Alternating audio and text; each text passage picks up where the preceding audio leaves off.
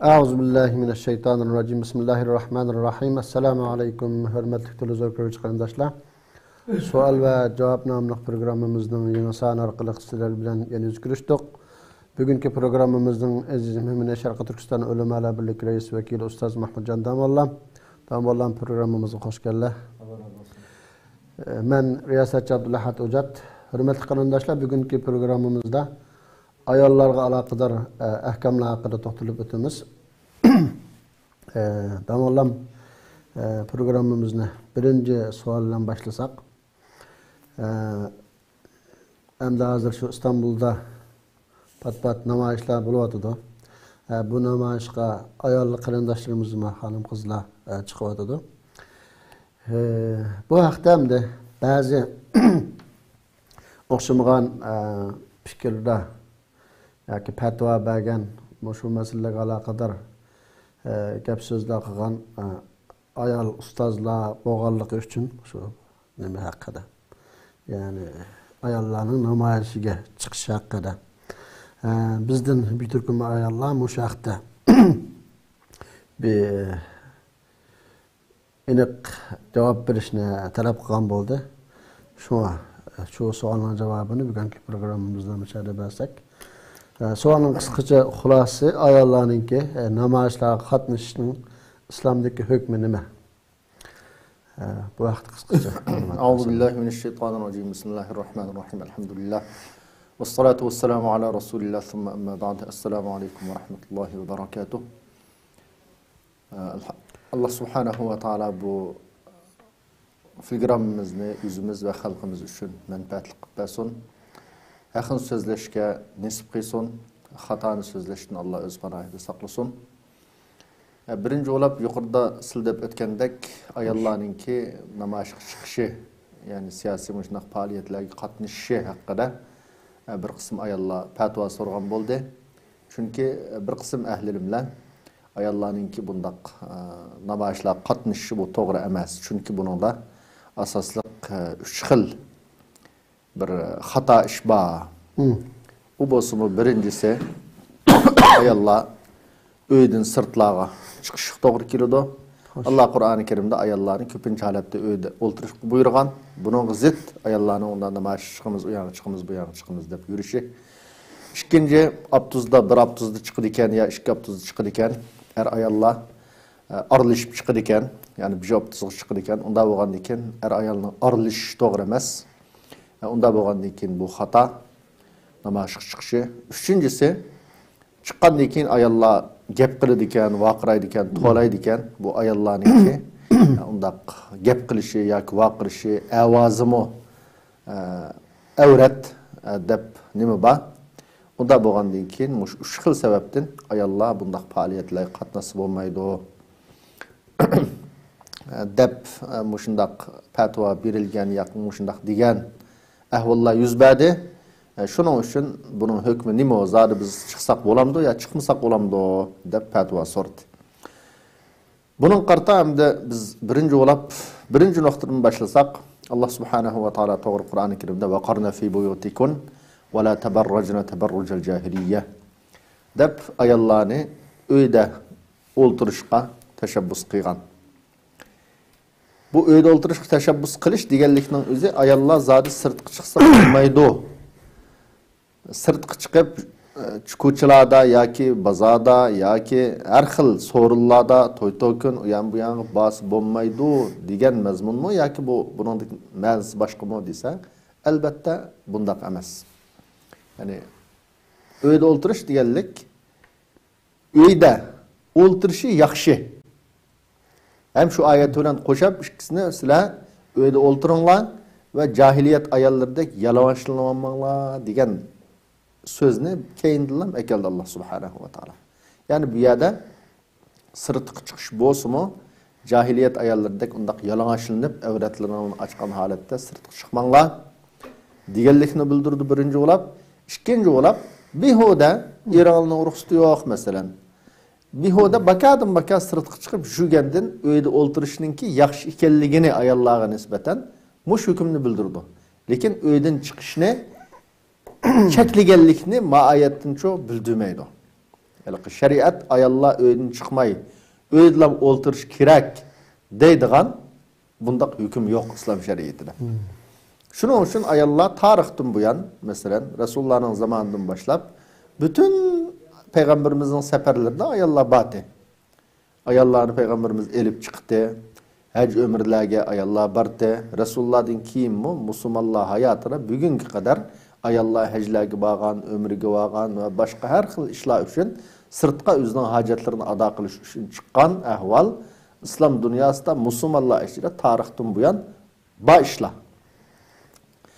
Şunun için ayollarning umumiyizlik sırtqa chiqish to'g'rimi, to'g'ri emasmi desek, elbette sırtqa chiqish to'g'ri, ma'lum shartlar ostida. U bo'lsa-mu eng birinchisi cahiliyet ayollardek yalang'ashlanib avratlarini ochib chiqmasligi kerak.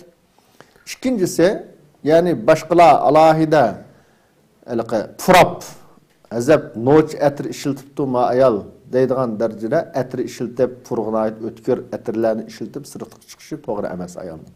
Haram. Yani sirtqa chiqqan vaqtida boshqa odamlarninki diqqatini chekkudak holatda yasanib, başqalarning diqqatini chekkudak darajada zinnatlanib, girim qilib, atirlarni sepib masalan, ma şekilde ayollarning sirtqa chiqishi to'g'ri emas. Bu vaqtda qandaq bir ayol atirsin sepib başqalarning diqqatini qo'zg'ash uchun sirtda yursa, yollarda mangsa, bundaq ayol jannatning purqini purayolmaydi degan tahdidlarmi alohida bor. Shuning uchun birincisi hijoblangan asosda, ikkinchisi atra ve şunun o'xshagan girimlarni haddidan ziyoda qilib kishilarning diqqatini qo'zg'aydigan darajada girim qilib atir sepib sirtqa chiqish bo'lmaydi.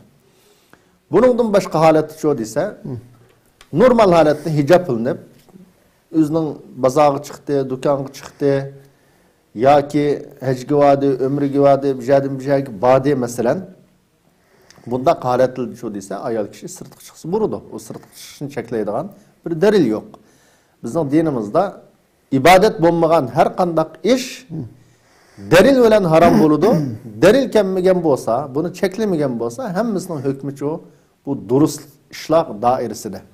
Şunun için bu meseleye sırtqa çıkış çıkmaslık meselesinde şu kişilerini pitnege taşlaydigan yoki özünü pitnege taşlaydigan, girim qilgan, atirsi qilgan hijab yoki hijabsiz holat sırtqa chiqish to'g'ri emas. Shu shartlarga rioya qilgan asosda sırtqa chiqish shu u to'g'ri. Bu Resulullah'ın hayatını tatip ta bugün kadar ayollarning sirtqa chiqqanligi aniq, urushlar qatnashganligi aniq. Mayli Ummu Sulaym bo'lsin, Ummu Melhan deymiz tarixda Hunayn urushlarida ve başqa necha urushlarda ayollar odatda musulmonlarningki jarohatlanganida davolaydigan, tamoq etadigan, suv to'shaydigan mushundaq ishlarni chu ayollarmi qildi. Bazı ulamalar mesela ayollar cihatga chiqishda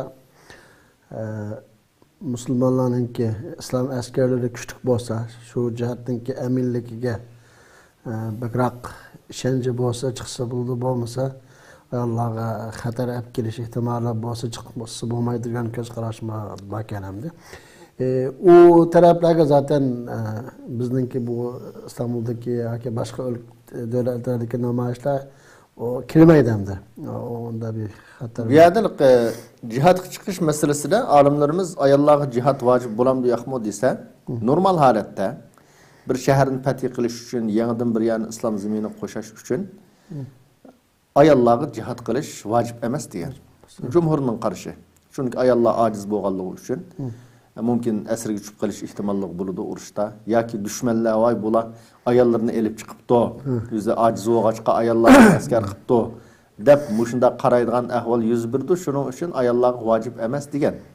Lekin ayırgan alimlerimiz. Qanda ayırgan dese bu cihad-ı talab. Yani başka bir yeni bir zeminni İslam zeminini qo'shash uchun yoki bir yerde İslam davati elib berish uchun kılıngan cihatlarga çıkışkı bulmaydı degen. Yani çıkış vacip emas degen. Lekin düşman Müslüman zeminini besib alsa bizning vatanimizda Müslüman zeminini besib algan holatda şu desa, ayollarmu qo'ldan kelishcha hatto o'zining erining ruxsatisiz şu düşman qarshi turishga buyurilgan. Xo'jayin bo'lsa, o'zining xo'jasidan qul bo'lsa, ruxsat so'rashning hojati yo'q. Ayol kishi o'zining eridan ruxsat so'rash hojati yo'q. Musulmon zaminiga besib kelgan dushmanga qarshi turish bu chaqda shu ayol hammadamga vojib bo'ladi. Shuning uchun bu ikki masalani ayirishimiz lozim. Bizning ayollarimiz cho desa, bizning xalqimiz biz bo'lsak, vatanimiz besib olingan bir xalq. Dushman bizning zodi zaminimizni besib olgan bir xalq. Unda bo'lgandan keyin bizning mayli er bo'lsin, mayli ayol bo'lsin, hammamizning bu dushmanga qo'limizdan kelishicha qarshi turish mas'uliyatimiz bor, majburiyatimiz bor. Bu nuqta aniq bo'lishi kerak.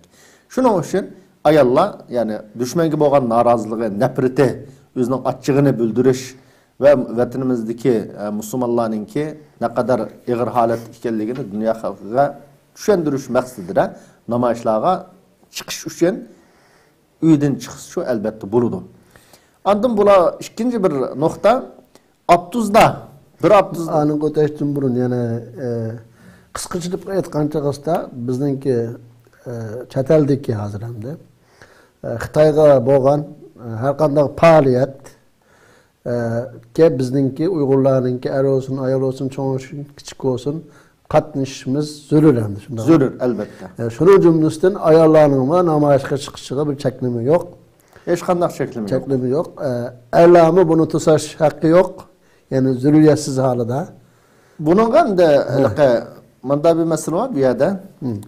Erlar, masalan, ma'lum bir er kishi mayli o'zininki uydagi bolalarninki holidan xabar olish maqsadidir bo'lsin yoki zaruriyat kullash maqsadidir bo'lsin yoki qaysi maqsaddan bo'lsin ayolni masalan bundaq namoyish faoliyatlariga qatnashmaysan deb turib oldi masalan. Tabiiy holda chekilmasligi lozim.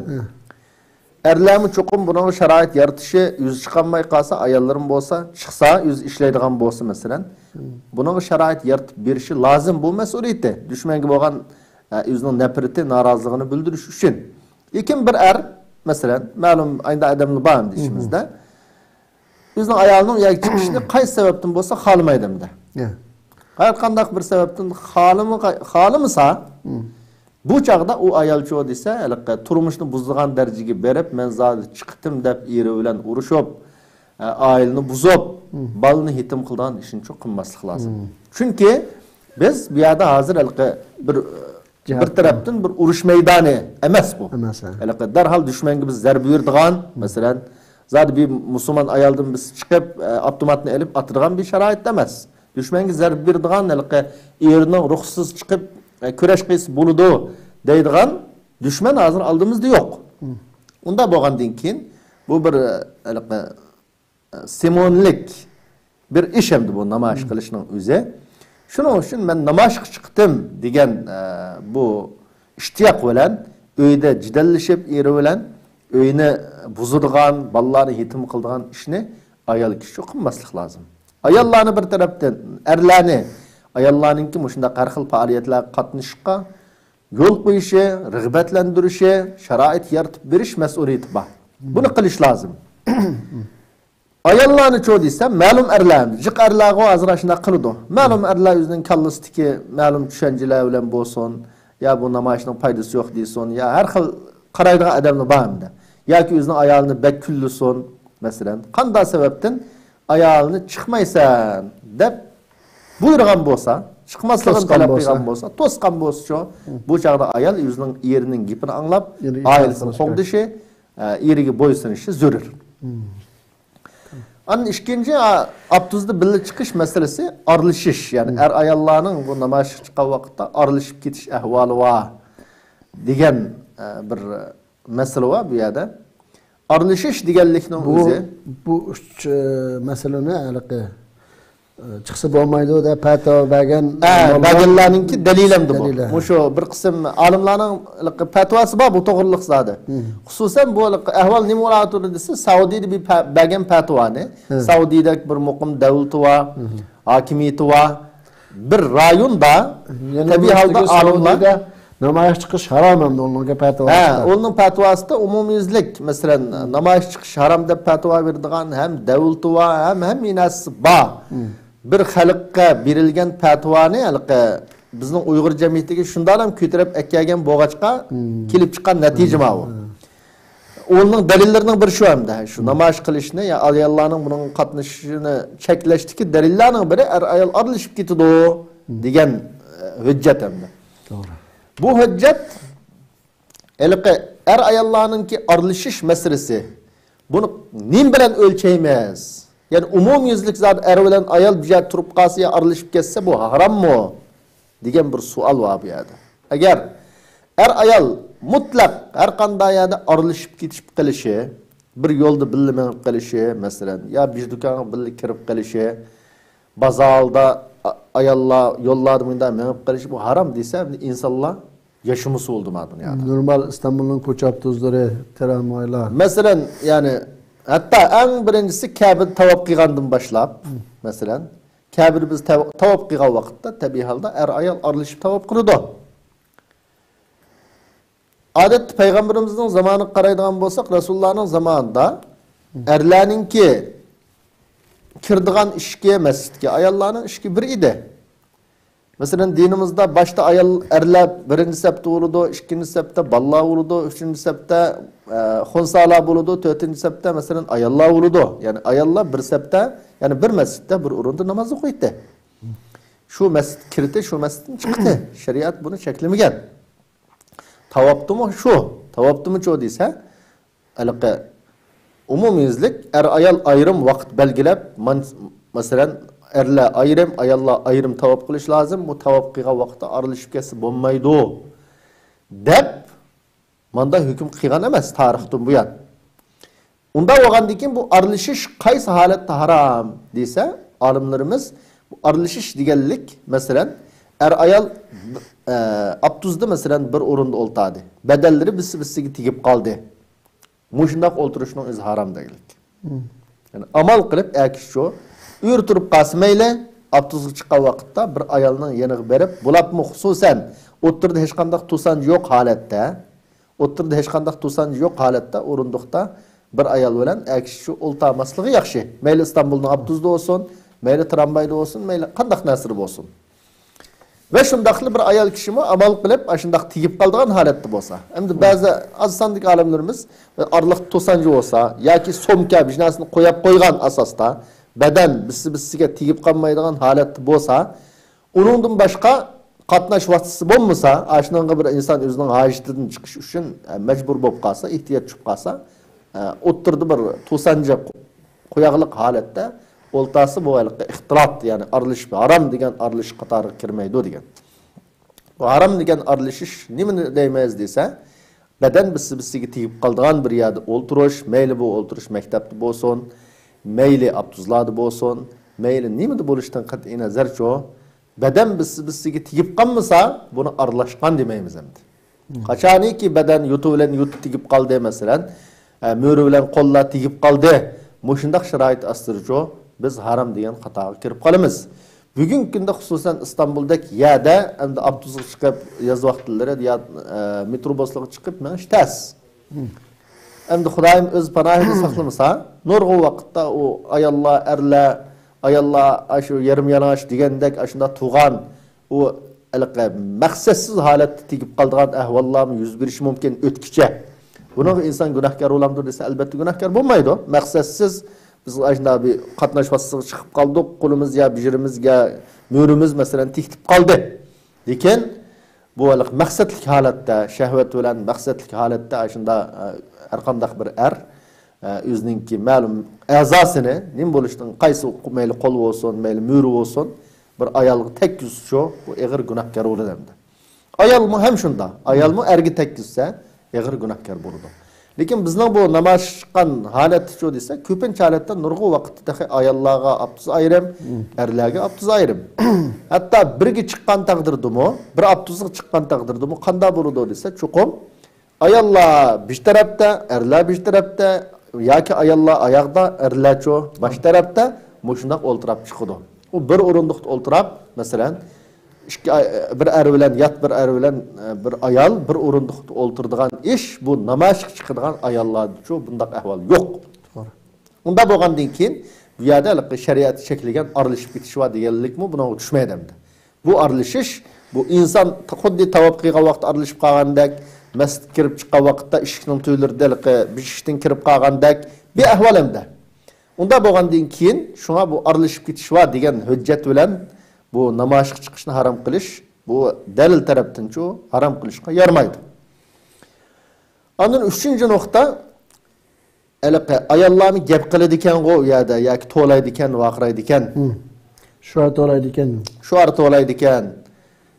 Desa bu shuar to'lash gap qilishning o'zi, ya'ni birinchi o'lab ayollarning ovozi avratmi, avrat emasmi degan savol tug'iladi bu yerda.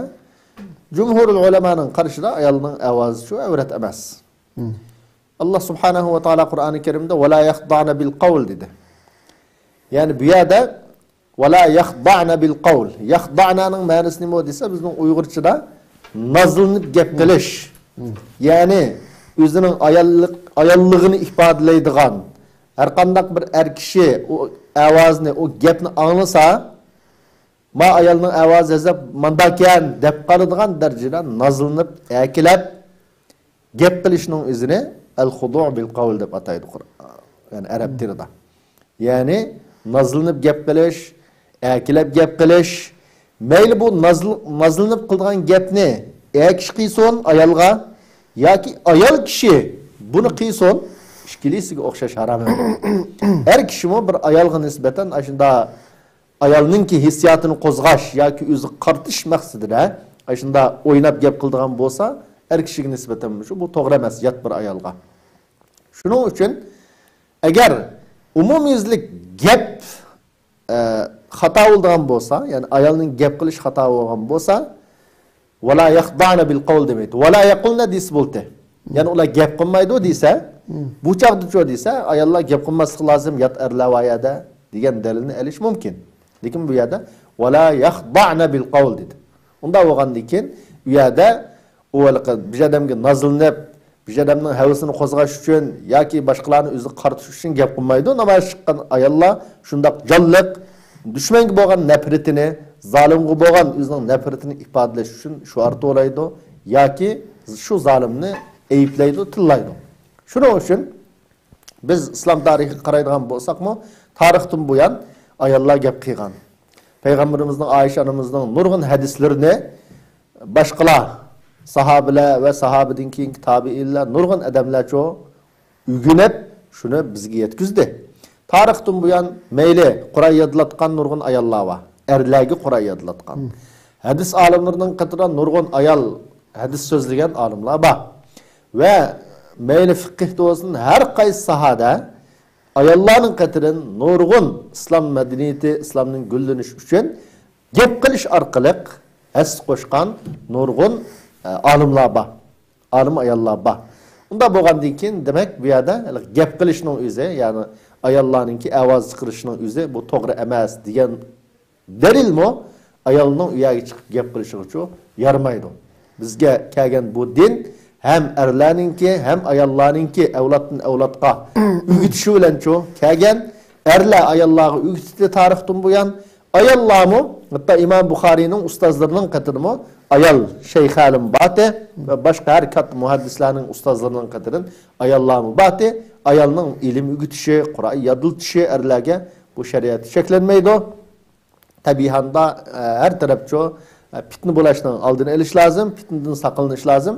Fitnadan saqlangan asosda ayolning yaxshi ish qilishi qat'iy cheklanmaydi. Shuning uchun bularning bu o'ttir qo'ygan dalilning hech qaysi bu namoyishga chiqishni harom deyishga yarmaydi. Ya'ni unda shu to'g'riliq dalillar emas, boshqa mazmunda kelgan dalillarni mabagicho ishiltish va bu masalada. Shuning uchun ayollar namoyish chiqsa bo'ladi, chuqum fitnaga sabab bo'lib qolishdan saqlanish lozim. Hijobsiz chiqmaslik lozim, ya'ni hijobli ayollar tabiiy holda bundaq deganlik hijobsiz ayollar namoyish qilsa bo'lmaydi demoqchi emas.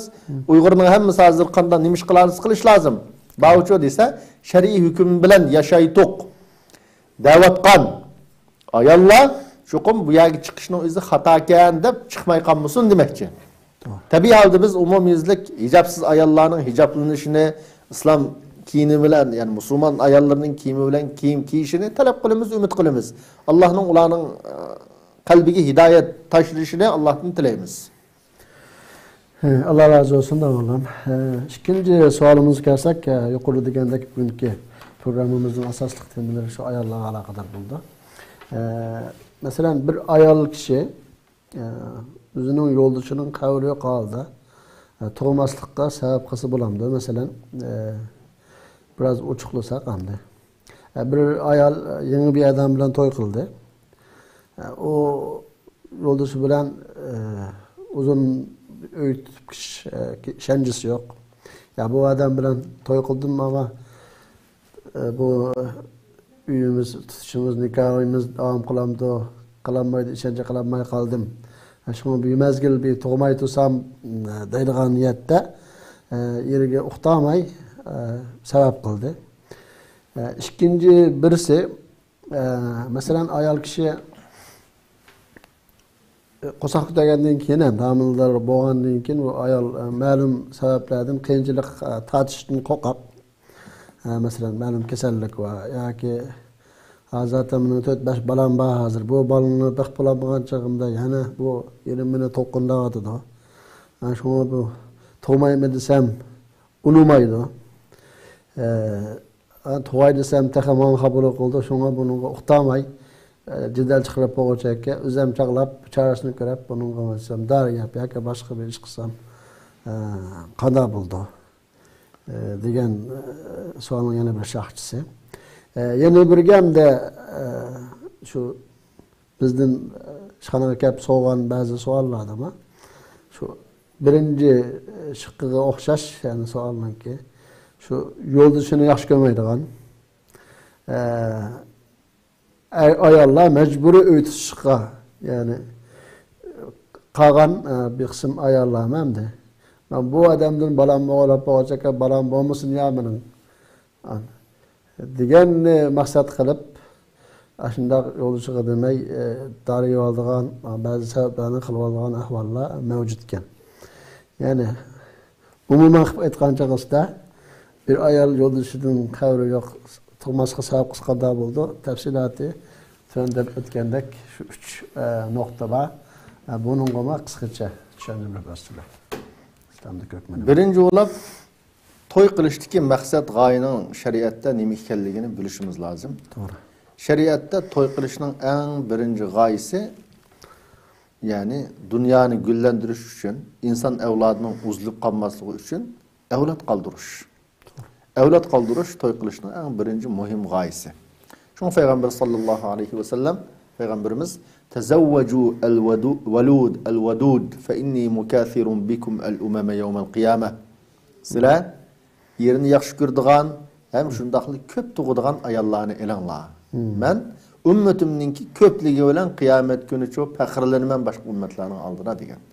Şunun için her kandak bir Müslüman toy kılgan vakitte şukum bizning hayotdagi turmush qurishdagi eng buyuk g'oyamiz avlod qoldirish deganni niyat qilish lozim. Bo'libmi biz Uyg'ur xalqidek bugungi kunda qirilayotgan vatanimiz dushmanning ostida qolgan bizning xalqimizni qirib tugutaman deb mushundaq nishon bilan mengayotgan bir dushmanga qarshi turimiz degan irodamizda mustahkam bo'lsak, shuqum hozir bugungi kunda har qanday Uyg'ur ayollari Uyghur ata-analar çoxum özünün ballarının köp buluşuğa tirişçilik qilish lazım. Bu birinci nokta. İkinci andın erininki ruhsuz bir ayol kishi tug'ut cheklash uslubini qo'llansa bo'lamdi bo'lmamdi desa erining ruhsuz tug'ut cheklash mayli dori ish olsun mayli boshqa bir ish qilish olsun qilish bu shariatda haram.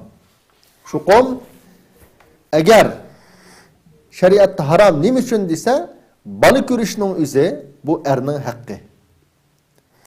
Bu ergimo haram yani ermo o'zining ayoliga uqtumay dori güzep ya uni qilib bunu qilib ma xotinim tug'masin desa bu mu haram?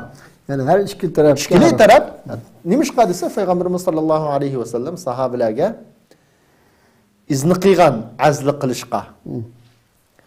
Azli qilishqa izni qilish qachon desa bu bir ayol olsa onun ruxsati bilan degan.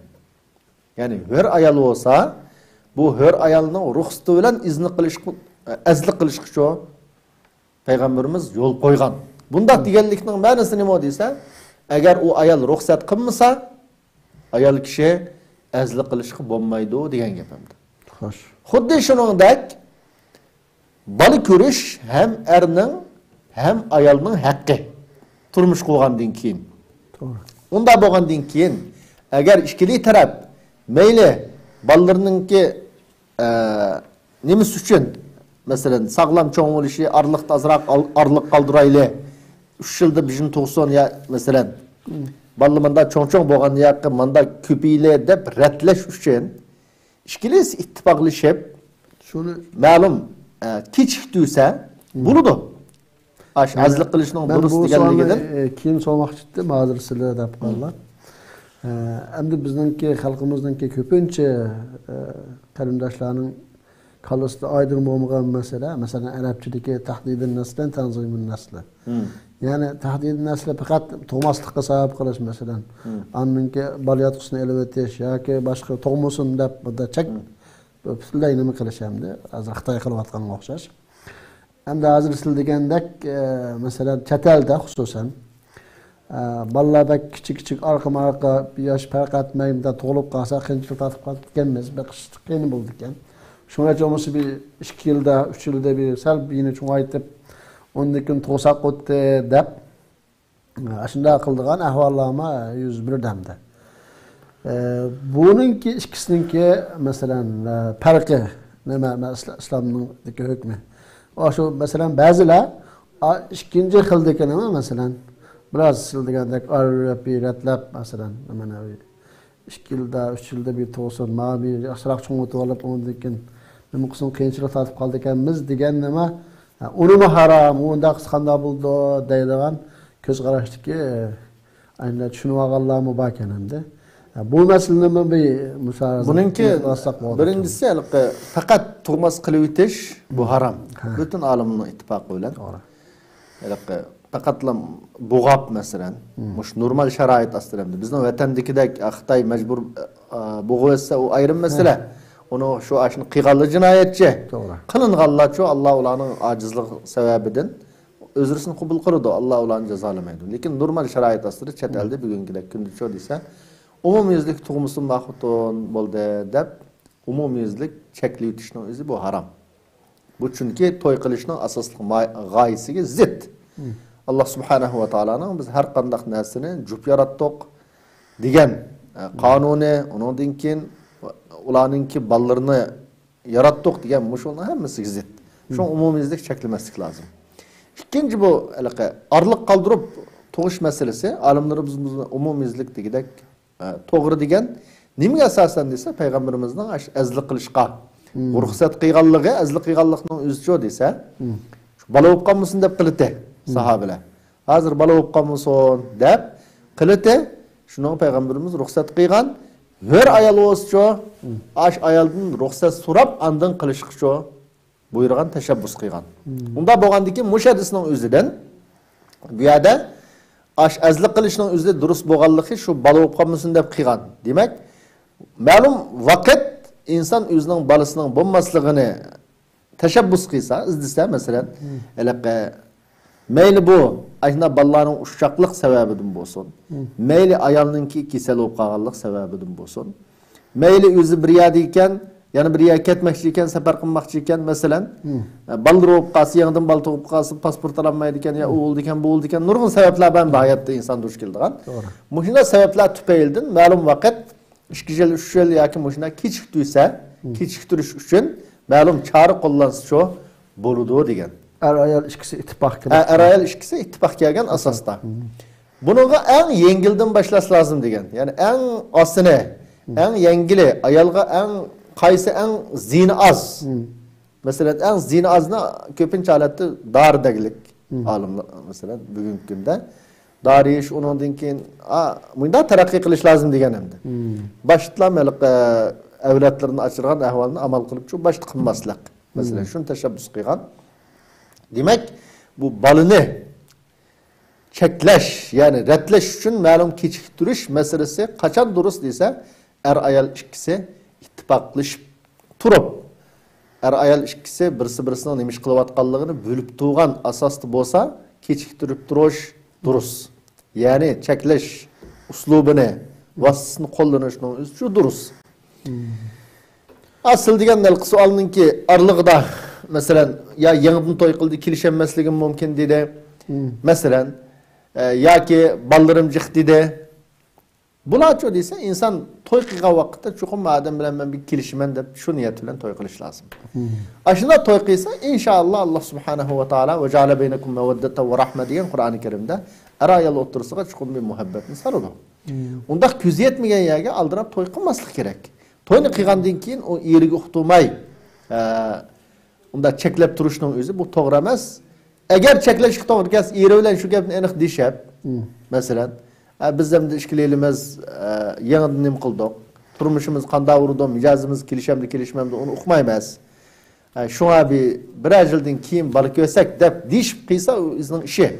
Lekin ishkilaysiz shu birisi-birisiga uqtirmay turib, bir cheklash vositini qo'llanish bu shariatda harom. Endi ikkinchi ahvolga o'tkalsak, bir ayolning bolasi jiq yoki kasal, masalan, kasal, homildor bo'lsa, cho'qim bu ayolning mumkin hayoti xatar yetishi yoki bo'lmasa, ig'ir kasal bo'lib ketishi. Bu shunday holat qanday qiladi desa, bu xil holatda cho'qim bu ayol o'zining hayotini qo'g'dashga mukallaf. Eng birinchi bo'lib, texi dunyoga kelmagan vücutda yo'q bo'lgan balini qo'g'dashga emas, balki o'zining hayotini qo'g'dashga shu mukallaf. Unda bo'lgandan keyin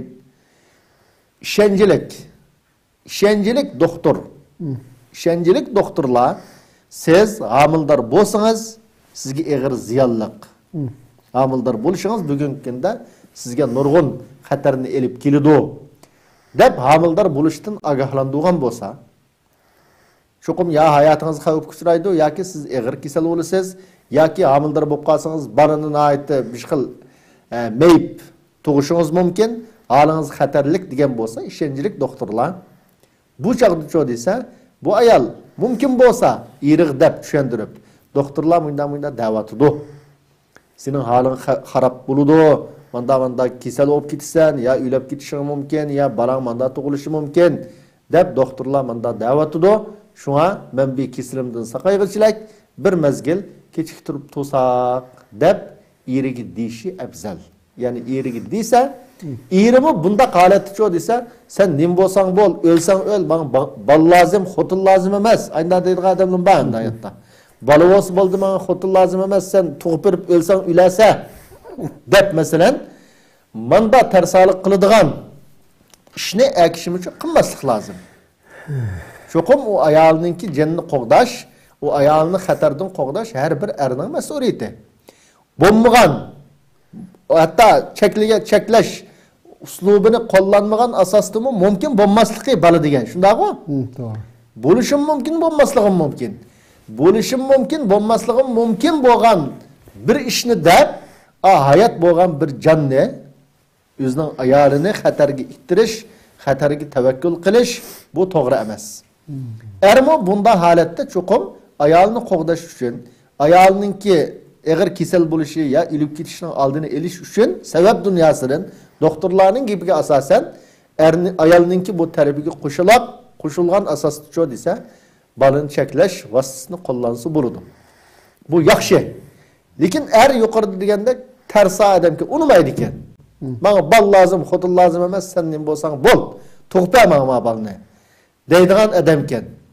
Bunda o'qas cho desa, bu erga uqtumay ayol kishi to'g'ri cheklash uslubini qo'llansa bo'ladi.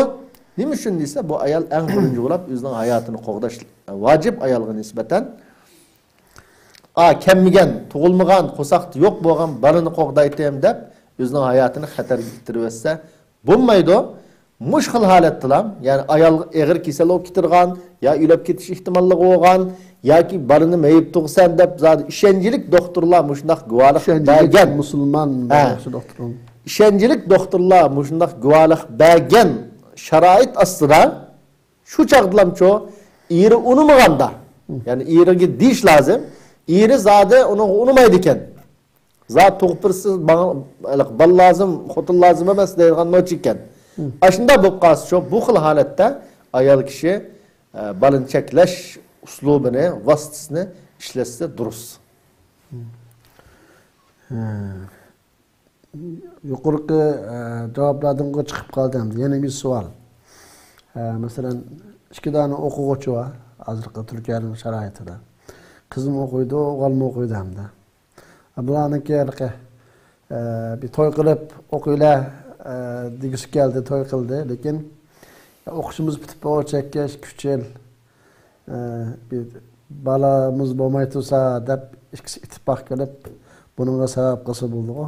Burada ikkisi ittifoq kelgan asosda ma'lum mezgil kechiktirib turish amalini qilsa bo'ladi. Endi 3-chi savol bo'lmoqda.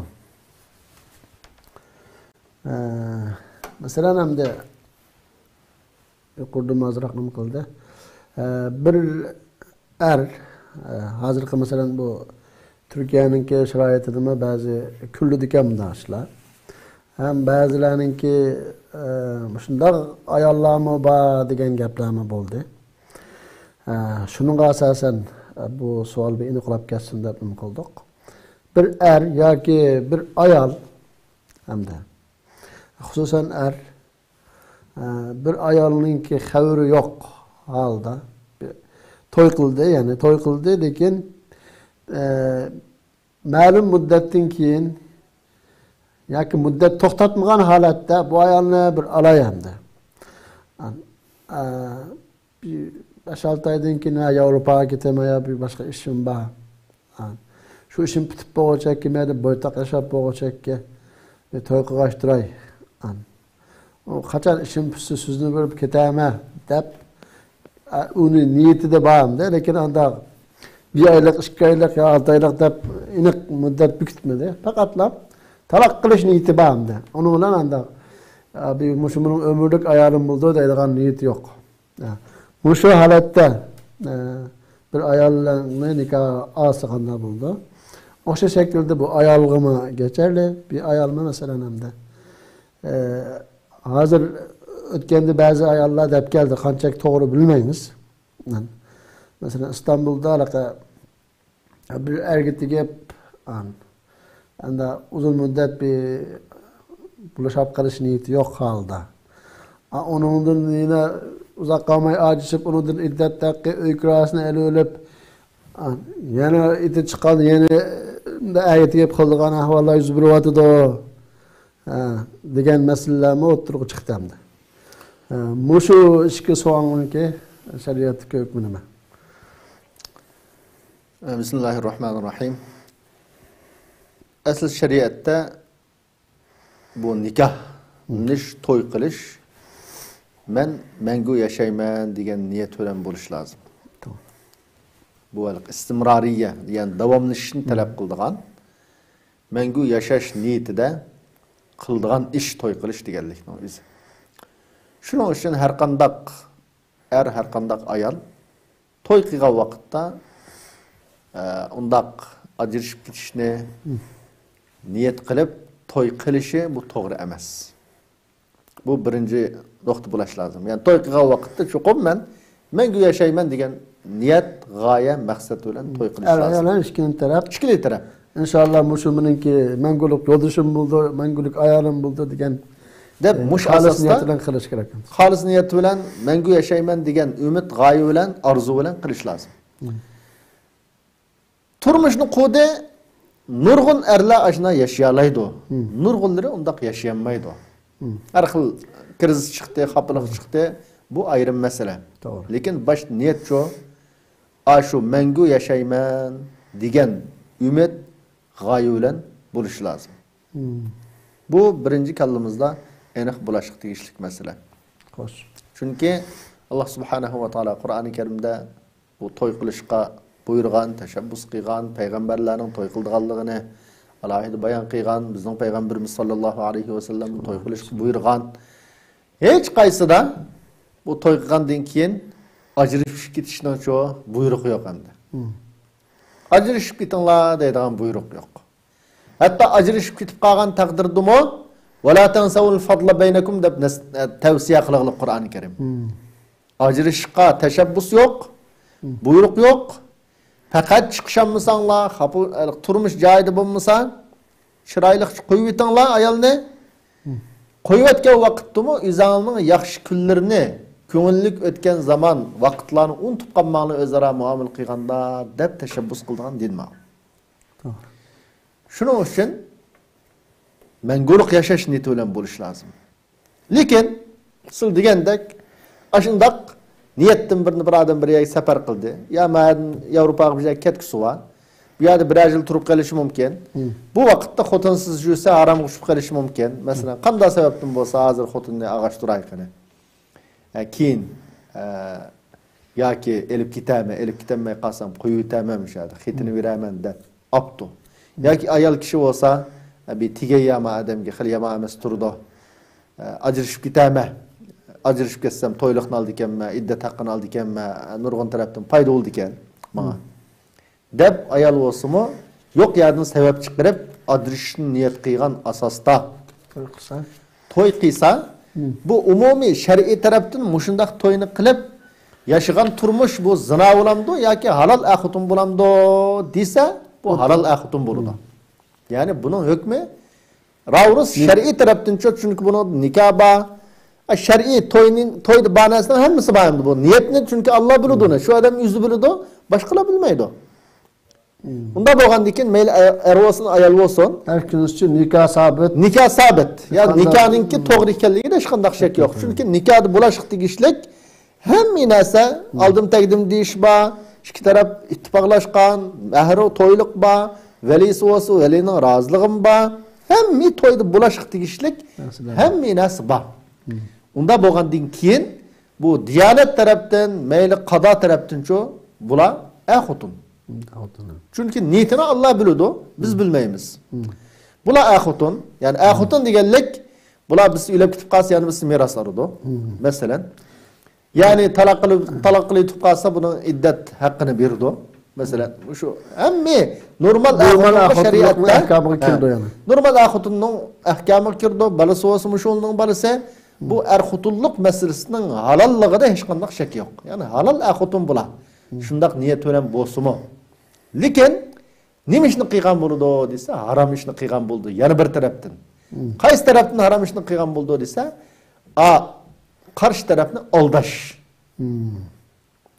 Er olsun yoki ayol olsun, agar aniq desa, qarshi taraf mumkin tegmasligi mumkin ayol kishi bo'lsa. Men hamda menga aytish niyatim yo'q xanim sizlar bilan bir 5-6 oy birga yashaylik deb shunday qilyapman desa, bunun dışı çokum köpünç arette ayal kişi tegmeydi. Ya ki er kişi olsa onda 3-4 ay öğüt tutup acırışıp getiren xotun ne? Ermu ammaydı. Onda boğan din kiyin bunun da aldaş var karşı taraf ne? Ve şundakla yalgancılık var hem de. Yalgancılık var. Şunun için bu adam bu işini kıygallığı için aşında talak kılış niyeti bilen xotunun ağallığı üçün haram bir işini qilgan bo'ldi. Aldaş oğallıqdan.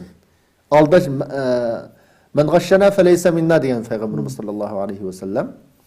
Aldığallah bizning işimizden, yani bizning ümmetimizden işirin emas deb agahlandırgan, yalğançılık, aldaş, goldaş ve karşı tarafga zulm qilish var.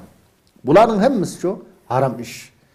Muş haram işini qilgan bo'ladi, bununla egir günahkar olur. Bu haram cinayetini qilganligi uchun nikahsiz to'g'ri bo'ladi, lekin matrabdan çoğu desa, bu günahkar bo'ladi hamda. Şuna heliqi bu mutaga o'xshamaydi tabiiy holda. Mashialning qilgan muta deb vaqtliq to'y qilish masalasiga buning o'xshamaydi. Chunki u aniq shu nikah qilgan vaqtda sharti bor edi. Shialning shu nimasi bo'yicha muta degan manchilik $1000 berdimi mesela 2 oy xotin qilma deb oladi. 2 oy muddat tutgan vaqtda bu o'zligidan bu taloq qilmoqchi ajrashib ketadi bular. Shuning uchun niyet taloq qilish niyati bilan qilingan bu to'ydicho desa, bundaq ahvol yo'q. Bu odam unda deyishmaydi u gapni. o'ttirib qo'ymaydi, shartlashmaydi. Xuddi boshqalar hammadamcho desa, qiz bo'lsin, yo qizning valilari bo'lsin, do'stlari bo'lsin, hammasi bu cho'qim mangulik to'y qildi deb qaraydi. O niyatni bir kishim bilgin olmagan ekan, ishidikine. Shuning uchun bu mutaga o'xshamaydi. Buning to'y natijaga qarta bu to'g'ri bir to'y hamda. Ya'ni shu normal er-xotinlar o'tirisida qandaq huquq, mas'uliyat, majburiyat bo'lsa, bular o'tirisida shu bor. Lekin bu xato ish qilgan bo'lamdi, to'g'ri ish qilgan bo'lamdi, bunda niyat bilan xotnalash desa yoki agitigish desa, harom ishni, xato ishni qilgan bo'ldi. Shuni bunda qilmasligi lozim. Har qanday vaqtda chuqum bu to'y mangolu yashayman degan niyat bilan bo'lishi lozim.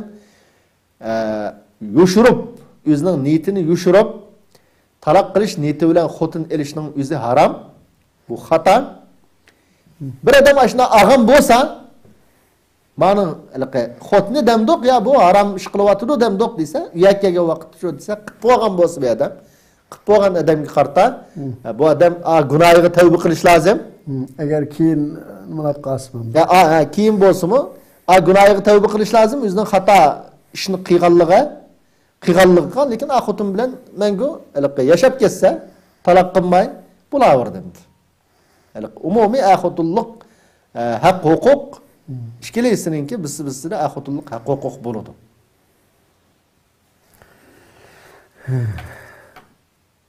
Allah razı olsun. En ahirki savol. Buni burun korona yeni başlama vaqtida bir azroq to'xtalgan bu masalada.